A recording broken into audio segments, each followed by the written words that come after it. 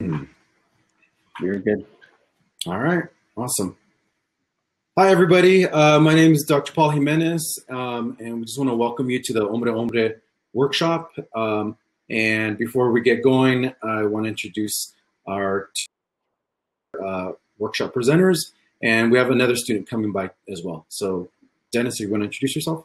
Of course. So, good afternoon, everyone. My name is Dennis Funes, and I am a counselor here for the Office of Student Life and our Peer Navigator program. And go ahead, Anthony.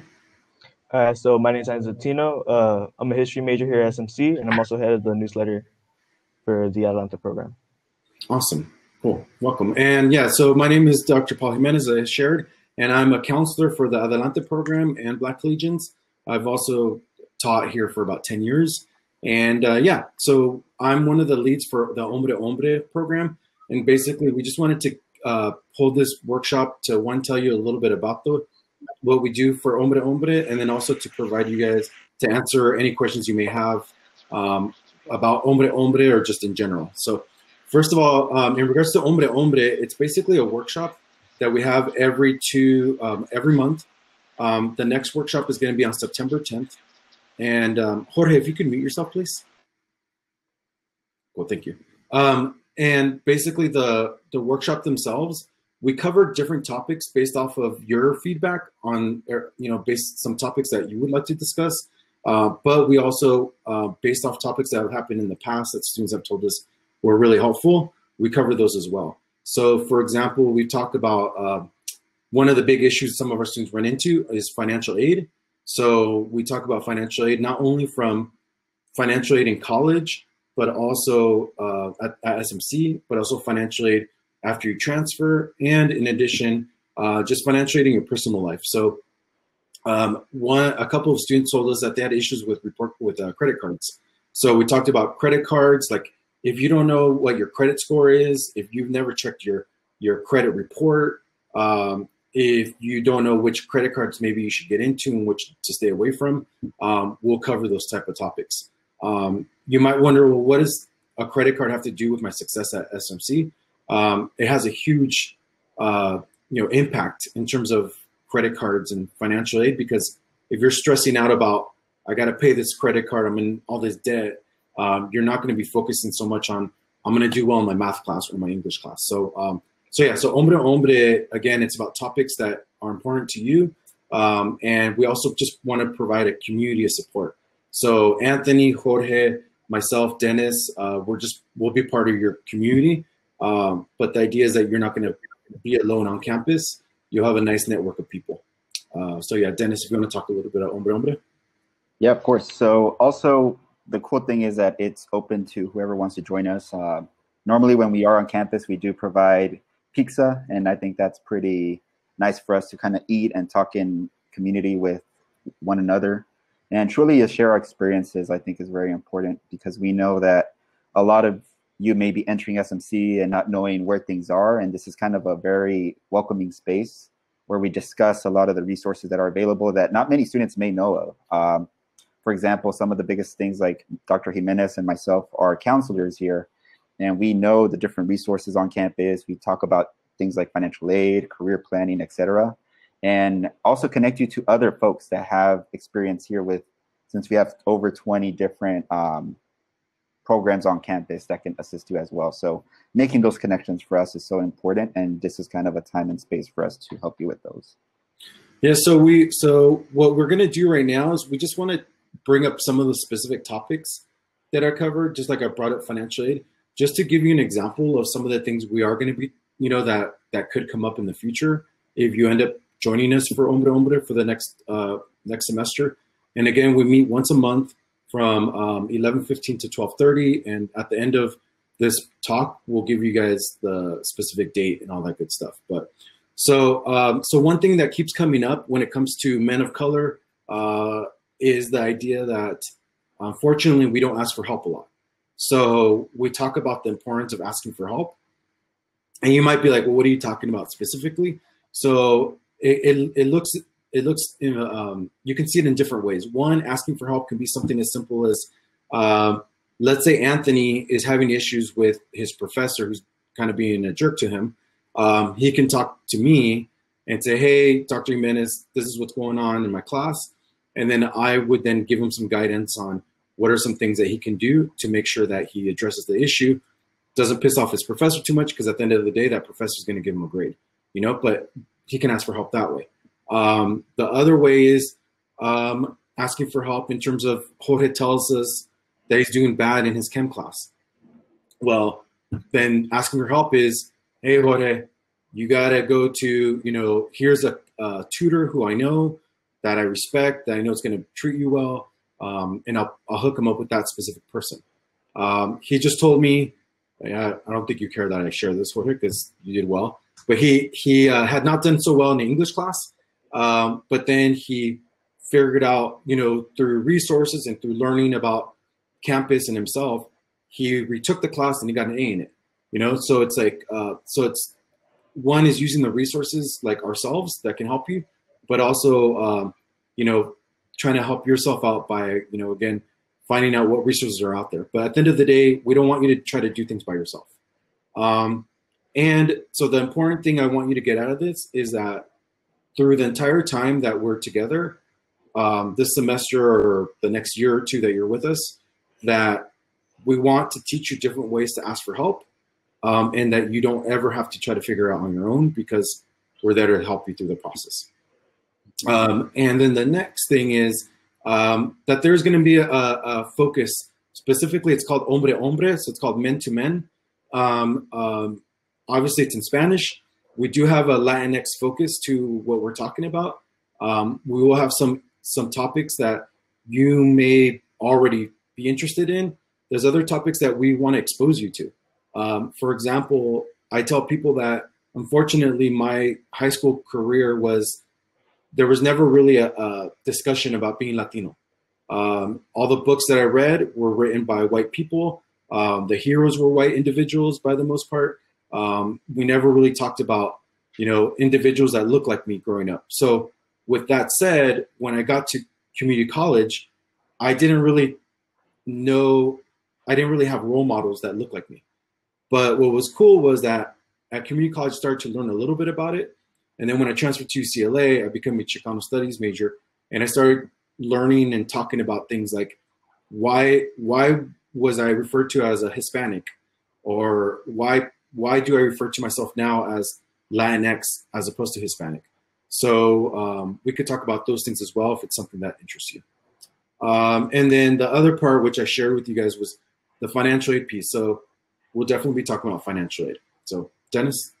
Yeah, I mean, this also just goes back to speaking about, once again, creating a comunidad, creating a family with each other, definitely getting to know one another, because a lot of the people who attend the session are also students who are in their second and third year, and can also give you some type of guidance of like, you know what, I took this class during this semester with this professor, and I'll tell you what, I mean, since math isn't my strongest suit, this professor definitely got down and told us, you know, like how to go about passing the class. And I think that's kind of cool, because this is a part where everyone's very welcoming and talks about the different networks that they have even within themselves. As I mentioned, we do provide a lot of counseling also throughout the process. So we talk about like further, like what type of classes you should be taking, also how to look into classes more specifically, like using Rate My Professor, using grade distribution, and also how to get involved with campus clubs as well. We have over 80 clubs on campus, so there's a lot of ways to get involved. And we talk about those different ways of like, oh, you know, you're interested in art. How about you join the art club? And look, this is who we know from the art club that can get you involved. So there's a lot of those type of connections that definitely go on while we're doing this as well. Yeah, thank you, Dennis. And just kind of, and Dennis did mention this part, but we are giving you practical information as well. So the point that he just mentioned, the SMC grade distribution, if you've never heard of it, you should Google it right now. You should put, find SMC grade distribution, so you can find out which professors teach which classes, which professors have students who get a lot of A's in their classes, get a lot of F's. You should be using those types of tools when you're picking your classes. So In addition, we're going to be telling you about, so again, it's called the SMC grade distribution. Another very practical tool, but again, it's something that I'm amazed that not enough of you know about this, but it's so important. It's called the Blue and Gold Opportunity Plan. Okay, so again, if you've never heard of that, definitely you should look into it. It's called, again, the Blue and Gold Opportunity Plan. Why is it important? The reason why it's so important is because it's a program through the UC system that was created specifically for Black and brown students, or they say it was created for working class students.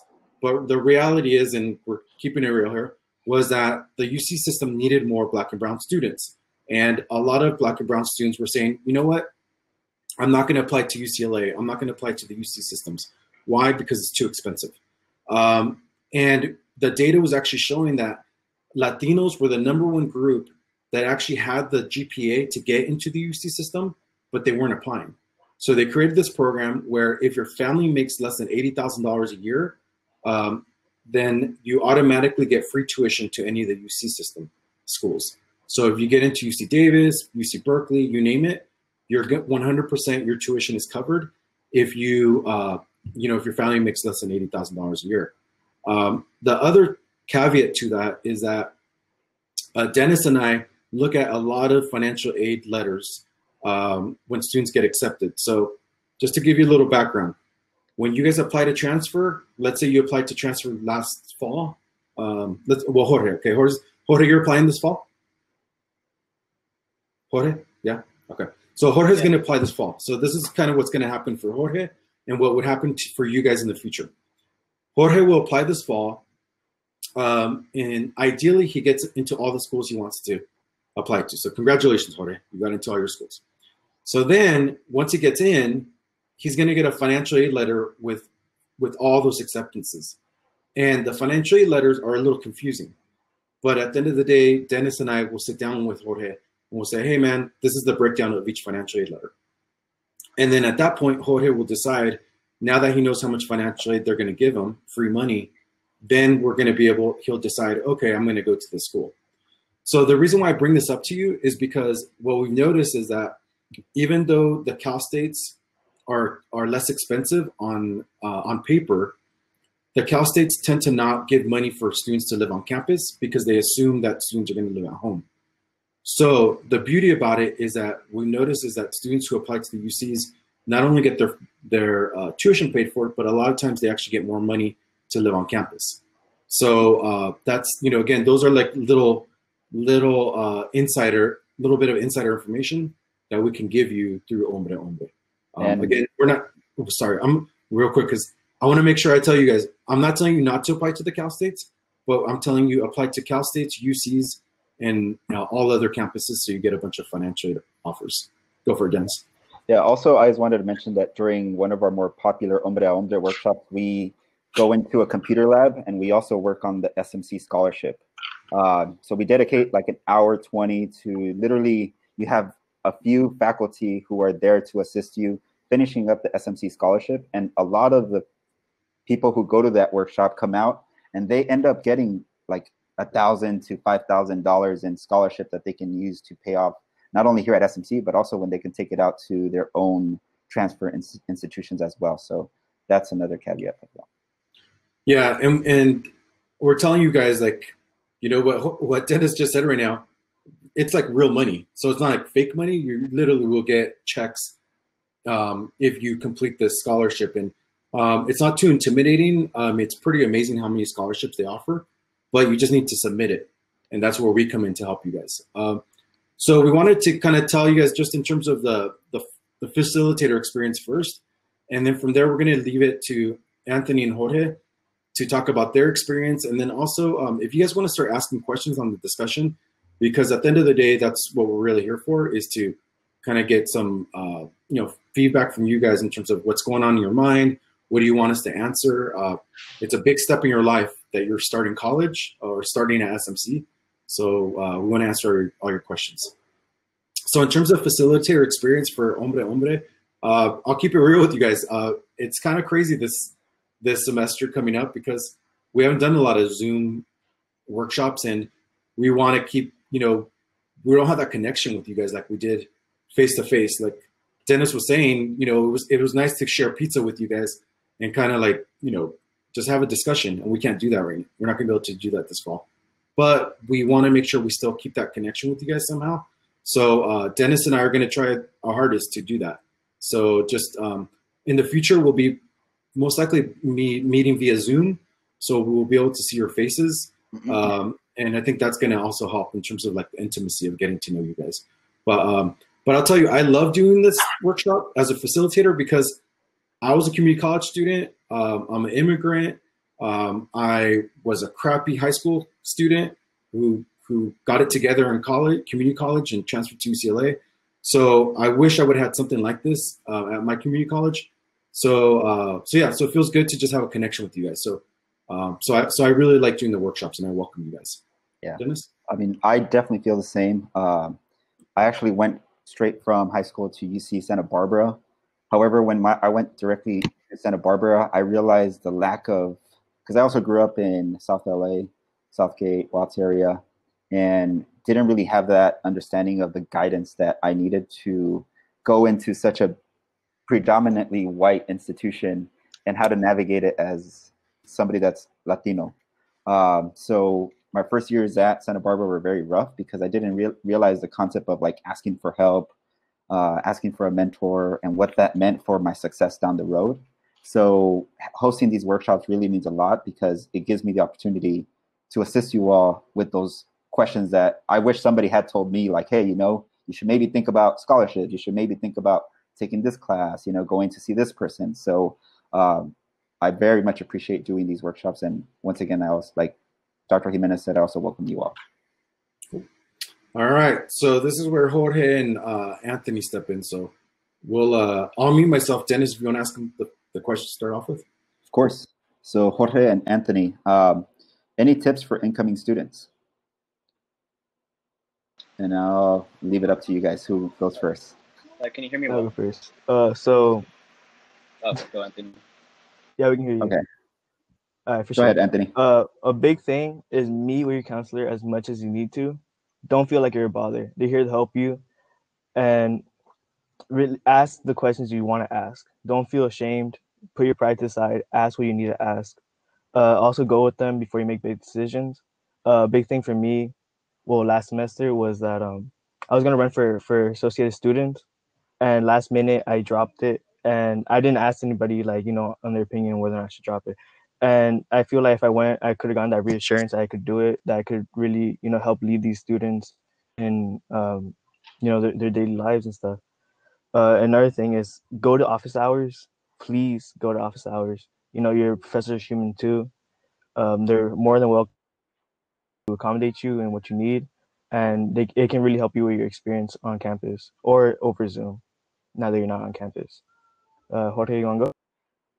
Definitely second that. Like back to the example that Dr. Jimenez gave earlier, I took English 2 almost a year ago at SMC, and then I started off that class failing. I failed the first essay. I thought I was a solid writer, but getting used to college is a process, and the reason that I was able to turn that F into an A was because of office hours, and because the thing that I want to highlight the most is to make sure to build a solid relationship with the professor, especially because if anything ever happens to you down the line over the course of the class, they're gonna want to start hearing from you, and then once you have that relationship built, they'll probably be a little bit more understanding as to what might stop you from succeeding in the class, and then that'll be able to help you a lot more.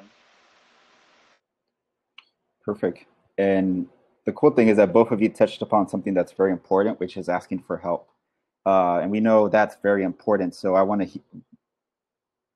hear from you all. Why do you think that's important? And especially being at SMC, why? And Jorge, if you want to start us off.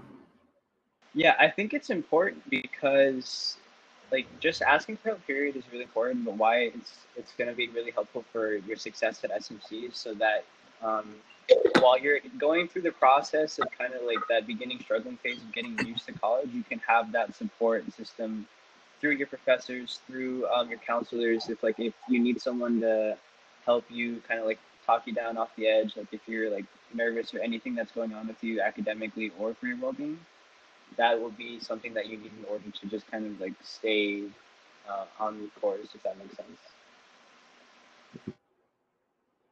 Anthony? Oh yeah, so like you said, like it's really nerve-wracking, especially when in your first semester of college. I remember because of my commute, and Jorge can relate to this too. It's super long, and it's just by yourself the entire time, and you start to feel lonely your first semester.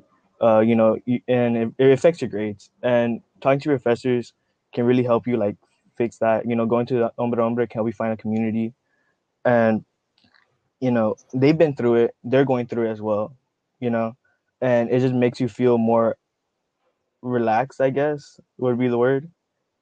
It can reassure you of what you're doing, and things like that. And I wanted to add to like one of the most exciting things for me about starting SMC was that it was going to be kind of like it was like a new book. It was like a blank page. I had like a chance to start over completely. I could like build myself up if I wanted to.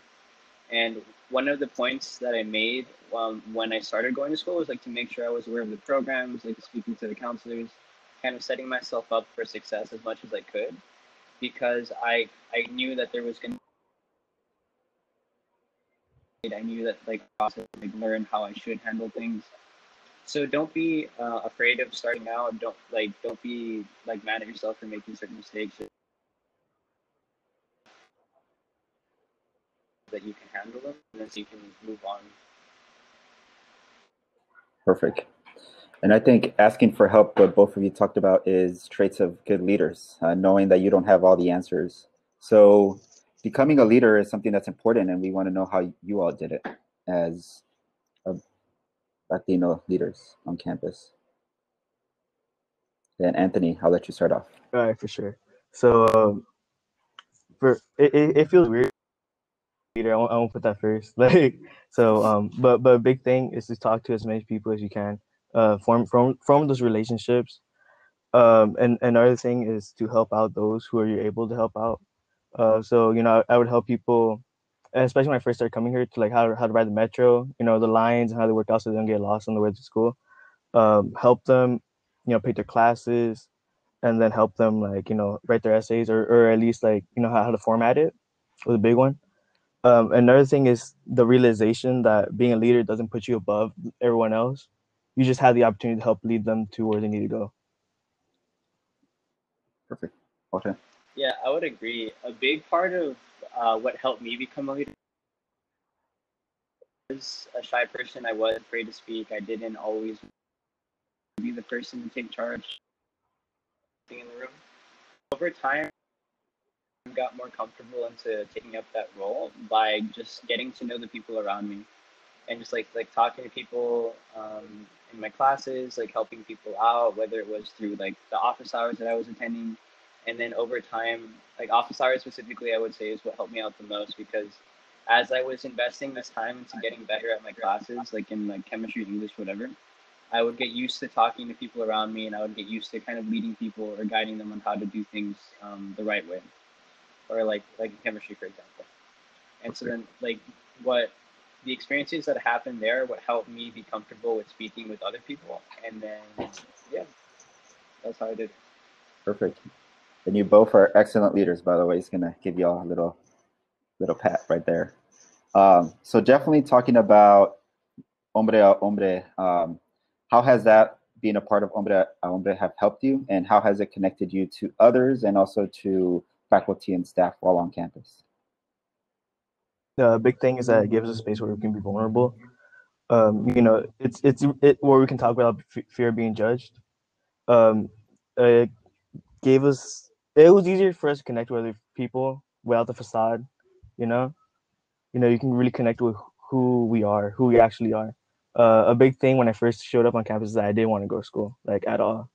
I know I talked to Dr. Jimenez about it, but I really didn't want to be there. But and there were a few other students who, when they first started, they didn't want to be there either. And we would use like the free pizza that we had on campus as an excuse to go to Hombre Hombre at first. And then once we got comfortable, we just, okay, yeah, we're going. We're just going for the experience. But it was a really big thing, like the transition, I feel, to being comfortable with one another. But yeah, and then realizing that your counselors are people that they have their own experiences, that you guys have similarities. Like with Counselor Funes, he went to my rival high school, and then me and Dr. Jimenez, we listen to like this roughly the same music. He listens to Rage Against the Machine, I listen to Rage Against the Machine, my uncles listen to Rage Against the Machine. So we're all similar, and I feel like one big thing was like bring down like the intimidation when you first come in. Jorge, your turn. What I really liked about it was that for me, like would amplify, it's a place to be myself and talk about the things that were going on in my life. And especially because in college, it's so easy to get caught up in like your own bubble, if that makes sense. It's like there will be challenges, there will be things that you face, but it's also like when it comes to classes that are specific to your major, it's like when you're constantly stressing about the little things that are happening on a daily basis with that. Having this space is really good in order just like for mental health and also just to keep you have fun, like have a place to have fun, and especially a good place to network with other guys on campus and also with the faculty in case you ever need to reach out for help for someone else. Oh, perfect. And yeah, and I think that's the great thing. Again, it's about community building and always asking for help. So we're going to open up the Q&A on the discussion if any of you have questions for Jorge or Anthony. And yeah, if there's any other questions that you may have for us as well. Yeah, I wrote on there. Do you have any questions? Oh. No. Can you hear me? Can you hear me? Cool. Yeah. Yeah. So I just wrote, do you have any questions for us? Ask us anything you want. If it's somewhat appropriate, we'll answer. So we pretty much answer anything. So this is what Hombre is about. It doesn't have to be specific to school. You could ask us any questions and we will answer as best as possible. If the students don't ask anything, if Anthony or Jorge, do you have any questions for myself or Mr. Funes? Anything, again, doesn't have to be related to your grades. Yeah, I have one. Go for it. Yeah, so then for me personally, like a big part about staying motivated and also staying consistent when it comes to dealing with like my class, like in my chemistry classes, like my hard English classes and stuff like that. I noticed that in me, the easiest way to stay motivated and to also keep like track of myself was by trying to work out or like trying to dedicate some time to work out at some point in the week. Just like, so I had something to either distract myself from that or also kind of like to push me to go and do that too, or kind of just like to keep my head clear. So I was curious for you too, it's like what ways did you find to de-stress or to like take your mind off of like the hard things that you faced in college? Yeah.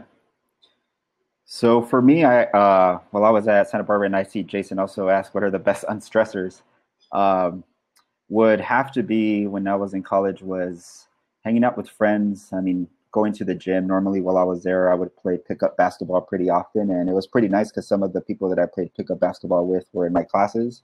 So we'd be like, hey, I wouldn't feel as guilty because I wasn't doing my assignment, but I realized that some of the people that were in my class were also not doing their assignment because we were playing basketball. And just kind of staying out and, like keeping myself like understanding that school is only part of my life, that I also have a personal life as well. And that involves like the things that I enjoy, right? Being active and hanging out with friends and, talking with family. So.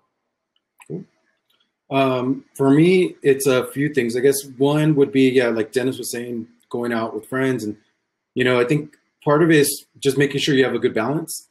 Because I think that's what you guys got to figure out for yourselves is, like at UCLA, there was a lot of going out, partying kind of thing. So basically, I told my friends, I'm going to focus on school, basically Monday, Tuesday, Wednesday, and Thursday till like 3. And then the rest of the time, you can, I'll hang out with you guys when I have time. But they always knew that school was first, But I think it was like, but in my mind, I always knew, all right, I cannot go out on these nights. This is my thing, because if I do, things are going to fall apart. Because I feel like if you try to be that person who's like, oh, okay, I'm just going to go hang out with my friends for a couple hours. And then when I get back, I'm going to study. That falls apart, eventually that catches up to you. So that's one thing I would say is just keep a good balance, but also keep a schedule of that. Like whatever is a very solid kind of balance. And then the second thing is community college, or is when I started meditating, but not meditation like in terms of just, you know, when people like, when you think of meditation like Buddha and stuff, I do something called mindful meditation, where basically, and I'm going to share the link with everybody right now, but basically it's like a 3 to 6 minute like recording where someone just walks you through like if there's one called loving meditation, they're like, okay, I want you to think about someone you love. And then so you think about it. And then they're like, now I want you to think about, you know, being with that person on a walk, you know, so it's like visual meditation in a sense. But that actually works for me because what you guys are going to realize, which is kind of scary when you meditate, is that it's one of the few times in the entire 24 hours that you're awake where you're just not thinking about a bunch of other stuff. And you're not on your phone and you're not, you know, like doing all these other things. So I think that taking 5 to 7 minutes a day to do that, and I do it every day. So I've done it my entire life over the last 20 years. Again, it's only 5 minutes. It's not a lot. And the third thing I would say is the working out. I gotta either work out every day or I make sure that I do. I have this little thing. I make sure I do 10,000 steps, and that actually really helps me with my stress because sometimes I'll feel bad about myself. I'll be like, oh man, I haven't worked out in a while. But then I see that I at least got my 10,000 that day, and I'm like, all right, I'm cool. Or I'll be at 9,000, and then I'll actually walk around the house or around my front yard, you know, in my neighborhood just to get to my 10,000. And I think that helps with my stress. Yeah. So let's see if there's any other questions. If not, then we'll Anthony or Jorge, if you guys have any other questions. Yeah. Any other questions? Ask anything you want. Anthony or Jorge. All right. So this one's more about like your friends. So how do you separate yourself from a bad environment? So you know how, you know, you have your friends on campus and then you have your friends back home. Your friends back home don't really have it together. You know, you love them to death, but they kind of get in the way of what you're doing at school. So how do you separate yourself from that without completely, you know, messing it up? You feel me? You know, it's funny because you say that, Anthony, because I remember having this conversation with Dr. Jimenez when I started working at SMC. And I asked him, I was like, man, you know, it's like I have my buddies at home who are, you know, they do what they got to do. But then I have my friends who are a little bit, you know, they got it, I guess, quote unquote, figured out, right? And the separation of the two was always like understanding that for myself, where I came from and understanding like, hey, you know, like what I bring to the table and understanding that they're still my friends at the end of the day, but I'm also there to not empower them, I guess is not the right word, but show them like, hey, you know, like one of us is doing it, so why not you? And I think for me, it's always just been like understanding like, hey, it's going to be a different vibe between different social circles and being okay with that and knowing that, hey, you know, like I have nothing against them, but, you know, at the end of the day, those are the people who I grew up with, right? And yeah, there's always that separation of like different types of conversations and just knowing where they come from and where I come from, right? Yeah, I mean, I'll tell you, I think it's one of the hardest things to do, especially not only if it's your friends, but especially if it's a girl. So if it's like you're dating somebody and they don't go to college, that's almost like it's gonna impact you in a negative way academically, just because. So I'll start with the girlfriend part, because if you're dating someone that's not in school, they're not going to be as interested in you talking about college, you know, or your classes, because they're not going to be able to relate. And I feel like that's what happened with my friends as well. Was I would tell them like, hey, this is what's, you know, going on in school. They could care less. Or they would make me feel like an idiot for going to college. Like, oh, why are you wasting your time? Or, hey, let's go get food. Let's just do this instead. Why are you going to, you know, school's so far away. I did something that both you, Anthony, and Jorge did. I didn't go to the community college by my house. I went to the one far away. And then, so I think that helped me because then I was spending so much time on campus and staying away from them. Then the thing, I mean, to give you as like a real, if you want to keep it real, I know it's being recorded, so, but it's true. It's what happened in my life. So one of the things that actually happened for me was that I was staying away from a lot of those guys more and more, the more that I went to school. And then but I would still want to hang out with them because I felt guilty. Because I was like, oh, that's the crew I grew up with. they're my family, it's just like when you spend so much time with someone, you just feel like they're part of you. So anyways, so the real true breakup with these guys actually happened. I got accepted to UCLA, and and I was going to go out with them one last night just to have a great time. And we actually, we got in trouble that night. I actually got in a car accident and I got a DUI. So, and it happened because one of the guys was really drunk and we were driving, and they actually pulled my steering wheel thinking it was funny. And I crashed my car and I ended up getting a DUI out of it. I mean, it was a mess. And then I hit them all up saying, hey, you guys saw what this guy did. Are you guys going to have my back? And all those guys that night were like, yeah, I got your back. Well, as the time went, when I had to show up to court, because all those guys hung out so much because they didn't go to school, and I was the one going to school, so I didn't have that close tie with them.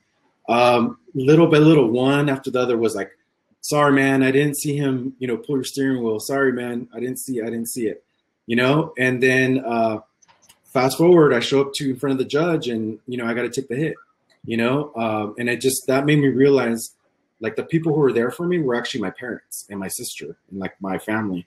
And then I really, that was a crappy way to learn a lesson of who's really there for you during those dark times. But yeah, so the crazy thing about it is I go back to my neighborhood to visit my parents, and those guys are still there, and I've had a couple of them actually come up to me and apologize for that. But it's really sad to see that now these guys are in their 40s. They're riding their bikes still. Some of them got addicted to stuff, went to prison, all these things. They come by the house to look for me. But in a weird way, that was a blessing that happened to me, because it made it easier for me to kind of cut ties.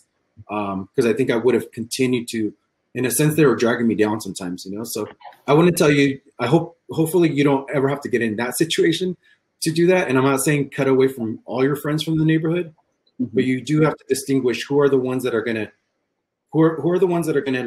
have your back, not only when you're down, but also have your back when you're up, when you celebrate something, that they're really truly happy for you. I think that's important. Yeah. Yep. Perfect. And there's a question if you can recommend any passionate counselors for freshmen like myself. Well, you have both Dr. Jimenez and myself, and our emails are just right there. So you're more than welcome to hit us up. I think our virtual doors are always open to you if you have any questions that we can help you out in. Yeah, I would like Anthony and Jorge to share if there's other counselors as well, because I don't want to, yes, we love you guys. We want to hang out with you guys. But if there's other counselors because I'm going to tell you guys right now, I feel like we all have our different styles. So I'm going to give you an example. There's a counselor named Miss Patty Del Valle. She's awesome. And her style is very loving. She's like a mother figure, So if you want that kind of style, she's the one for you, So her name is Patty Del Valle, and she's a counselor in the Adelante program. I'm more of I'm interested to know what Anthony and Jorge will actually say, but I think I'm a little bit more honest with you guys. If you're kind of being a knucklehead, I'm gonna challenge you. Why are you being a knucklehead? But yeah, so go ahead, Anthony and Jorge. Who do you guys recommend, or if you guys want to been counseled by us? I've been counseled by Dr. Jimenez, and he's a really good counselor. He will tell you how it is. He will sit down and analyze your situation, and it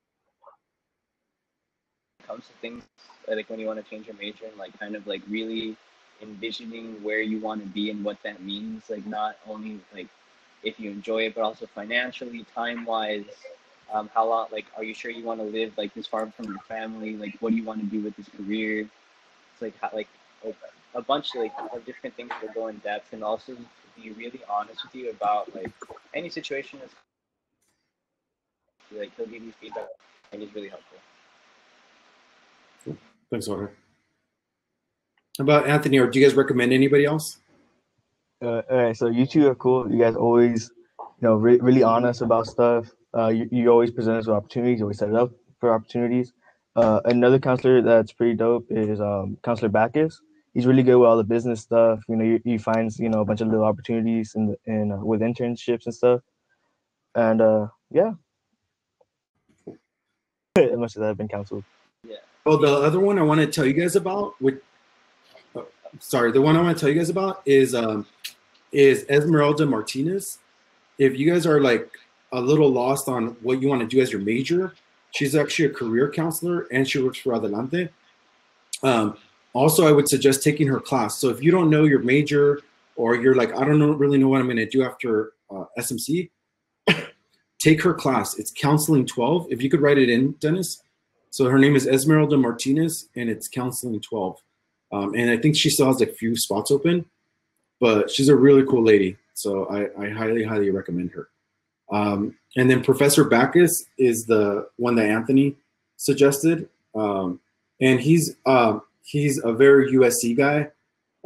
So I give him some drama for that because I'm a Bruin, but he has some huge connections at USC. So if you guys want to go to USC, he's your guy. But he's just a great guy in general. And we literally have 2 minutes left. So if there's any last questions, go ahead and ask us. Or if you guys have 30 seconds each of any advice, go for it. Dennis, we'll get you 30 seconds. Yeah, I would just like to say that during your first year, don't be afraid to ask for help. It could be a little intimidating, especially being virtual as we enter the fall.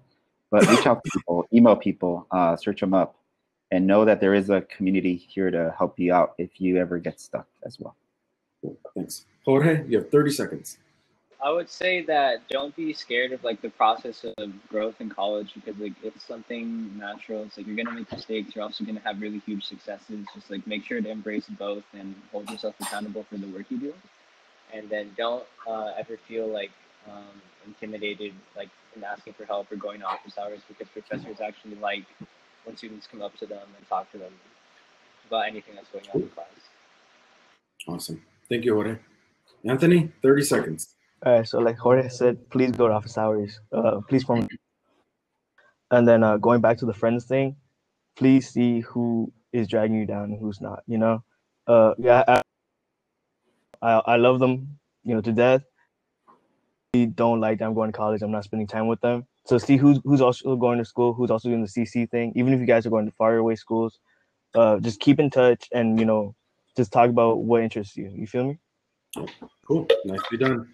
And then for me, I would say one's very practical. Write things down, guys. So the point that we gave you all this info on the chat of like professors, and I told you guys about the blue and gold. I told you guys about the grade distribution. You got to write stuff down. So if you didn't write things down during this entire talk, you're losing out. So make sure wherever class you go to, Zoom, all that stuff, workshops, write things down. And then the second thing is just, as they say, my grandma was she was a little, she said a lot of bad words, let's say, you know?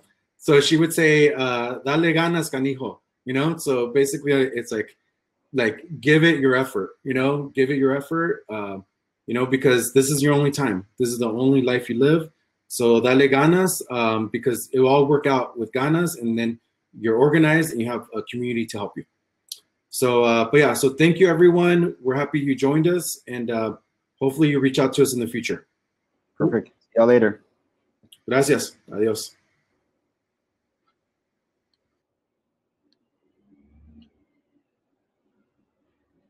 All right, y'all. See you guys.